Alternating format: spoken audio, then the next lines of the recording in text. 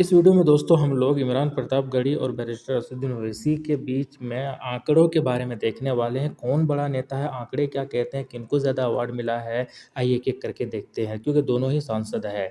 और सबसे पहले अगर बात करें दोनों का नाम क्या है तो असदुद्दीन ओवैसी का पूरा नाम असदुद्दीन ओवैसी ही है। इमरान प्रतापगढ़ी का पूरा नाम जो है इमरान अहमद खान है।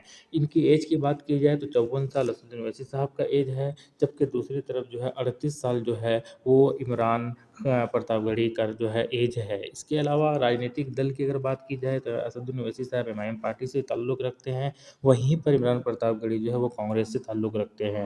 राजनीतिक पद की अगर बात की जाए तो असदुद्दीन ओवैसी साहब लोकसभा के सांसद हैं, जीत कर पहुँचे हैं, एमपी है और हैदराबाद जो है लोकसभा है वहाँ से ये एमपी है। जबकि दूसरी ओर जो है इमरान प्रतापगढ़ी लोकसभा के नहीं बल्कि राज्यसभा के सांसद हैं और अभी हम लोग देखेंगे किस तरह बने हैं, कहाँ से बने हैं।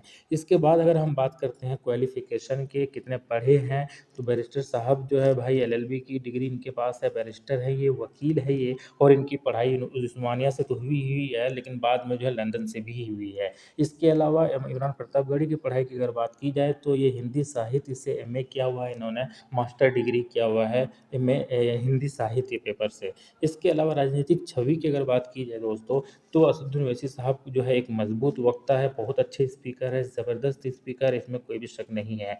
मुस्लिम समाज के राजनीतिक अधिकारों की आवाज़ बनते हैं, हमेशा ये जो है एक मुस्लिम चेहरा या मुस्लिम नेता के रूप में जो है बहुत ज़्यादा उभरे हैं पिछले कुछ सालों में। तो वहीं पर राजनीतिक छवि इमरान प्रतापगढ़ी की बात की जाए तो शायर है ये पहले से ही और सामाजिक कार्यकर्ता है और उसी के बाद जो है प्रमोशन से फिलहाल जो है ये राजनेता बने हुए हैं और पॉलिटिकल करियर जो है इनका बना हुआ है। कला की बात करते हैं, दोनों में क्या ख़ासियत है, कौन क्या है, एक असदुद्दीन ओवैसी साहब के भाषण जो है वो तर्कपूर्ण रहता है, लॉजिक रहता है, लॉजिक से भरा हुआ रहता है, प्रूफ़ के साथ बातें करते हैं और हमेशा दलील के साथ जो है ये अपनी आवाज़ को रखते हैं, पेश भी करते हैं। और दूसरी ओर जो है इमरान प्रतापगढ़ी भावनात्मक यानी कि कहीं न कहीं ये थोड़े से जज़्बाती भाषण देते हैं, भाषण शैली रहता है इनका और उतने तर्कपूर्ण भाषण नहीं देते हैं जितना बैरिस्टर असदुद्दीन ओवैसी साहब देते हैं। इसके अलावा मुख्य फ़ोकस की अगर बात की जाए दोस्तों, तो मुख्य फ़ोकस में अल्पसंख्यकों के अधिकार, संविधान की रक्षा, सामाजिक न्याय, ये हमेशा असदुद्दीन ओवैसी साहब चर्चा करते हैं, बात करते हैं। वहीं पर इमरान प्रतापगढ़ी की बात की जाए तो समाज में एकता की बात करते हैं, लेकिन कांग्रेस विचारधारा का जो बढ़ावा देना, यही इनका मेन अभी फ़िलहाल जो है लक्ष्य है, क्योंकि कांग्रेस ने इनको जो है जिस पद पर दिया है और इनको यही ज़िम्मेदारी है कि कांग्रेस की विचारधारा को बढ़ावा देना है। तो दोनों में जो है मुख्य अंतर आपको यही समझ में आ सकता है कि भाई एक अल्पसंख्यकों के अधिकार की बातें करता है असदुद्दीन ओवैसी साहब, वहीं पर इमरान प्रतापगढ़ी जो है वो कांग्रेस की विचारधारा जो है उसको बढ़ाने का काम कर रहे हैं। इसके अलावा सियासी सफ़र की बात कर लेते हैं, थोड़ा-सा विधायक पहले बने थे असदुद्दीन ओवैसी साहब, वो भी 1 बार नहीं 2 बार बने थे। पहली बार 1994 में लड़े, जीत हासिल किया, 1999 में लड़े, वहाँ पर भी जीत हासिल किया। 2 बार ये विधायक रहे हैं। वहीं एमपी की अगर बात की जाए तो 2004 के अंदर पहली बार लड़े एमपी, वो उनकी जीत हासिल हुई, 2009 के अंदर भी जीत हासिल हुई,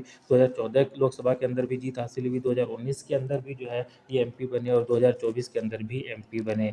वहीं पर इमरान प्रतापगढ़ी की अगर बात की जाए तो लोकसभा के अंदर ये चुनाव लड़े थे 2019 के अंदर, 2024 में तो नहीं लड़े, 2019 के अंदर लड़े थे और इनकी बहुत ही गंदी वाली हार मिली थी। हार कितने से 5,90,218 वोटों से इनकी हार हुई। तो आप समझ सकते हैं कि कहीं भी दूर-दूर तक भी ये जीत के करीब नहीं पहुँचे, ये बात तो आपको अंदाज़ा लग गया होगा। इसके अलावा सियासी सफ़र, हाँ, हालाँकि हार ज़रूर गए, लेकिन उसके बाद जून 2022 के अंदर इमरान प्रतापगढ़ी जो है वो राज्यसभा का मेंबर चुना गया, कहाँ से? महाराष्ट्र से और कांग्रेस ने चुना, यानी कुल मिलाकर ये फिलहाल जो है सांसद तो नहीं बन पाए थे लोकसभा के अंदर, लेकिन राज्यसभा के अंदर सांसद बने थे और इनको बनाया गया था और बनाया किसने? कांग्रेस ने। बनाया कहाँ से?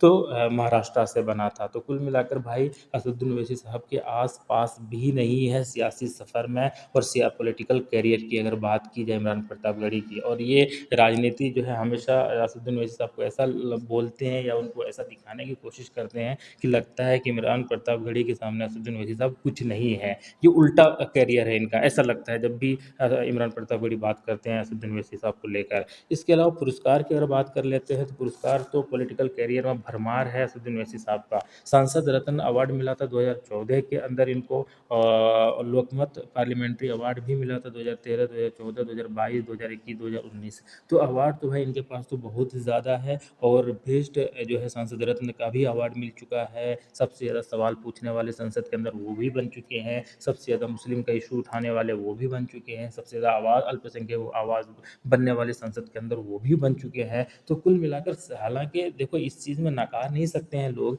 कि असदुद्दीन ओवैसी साहब को पसंद तो सभी करते हैं, क्योंकि भाई संसद के अंदर जब बोलते हैं सब पसंद करते हैं। लेकिन पॉलिटिकल करियर, जब पॉलिटिक्स की बात आती है या चुनाव की बात आती है, तो उस वक्त इनके ऊपर जो है भाई निशाना साधने की कोशिश करते हैं। वहीं पर इमरान प्रतापगढ़ी पॉलिटिकल करियर में अभी तक इनको कोई भी अवार्ड मिला नहीं है। शायद पॉलिटिकल करियर उतना लंबा भी नहीं है। लंबा नहीं है तो अब इसमें असदुद्दीन ओवैसी साहब की कोई गलती तो नहीं है। छवि की अगर बात की जाए दोस्तों तो एक मुस्लिम, सशक्त मुस्लिम नेता और संविधानवादी राजनेता है। यानी कि एक हमेशा ये मुसलमानों के लिए एक ज़बरदस्त नेता है और दूसरा संविधान के तहत हमेशा बात करने वाले नेता है। संविधान के खिलाफ ये कभी बात करते हुए इनको ना ही देखा गया, ना ही सुना गया। हमेशा इनकी बातों में दलील और जो है लॉजिक इसीलिए रहता है और संविधान को हमेशा ही आगे रखते हैं। वहीं पर छवि इमरान प्रतापगढ़ी की बात की जाए तो एक कवि है, कवि के रूप में पूरे देश के अंदर उभरे हैं ये। पूरे देश के अंदर कवि का एक अपना एक कहीं न कहीं एक छवि बनाया है। और वक्ता भी है, स्पीकर भी है, और स्पीकर जो है वो कांग्रेस के हैं और कांग्रेस को रिप्रेजेंट कर रहे हैं, कांग्रेस को रिप्रेजेंट करने वाले चेहरे हैं। तो कुल मिलाकर यही जो चीज़ें, इसके अलावा जो है यही चीज़ें हैं। और बाकी आपकी क्या राय है? आपके हिसाब से कौन बड़ा नेता है? कमेंट बॉक्स में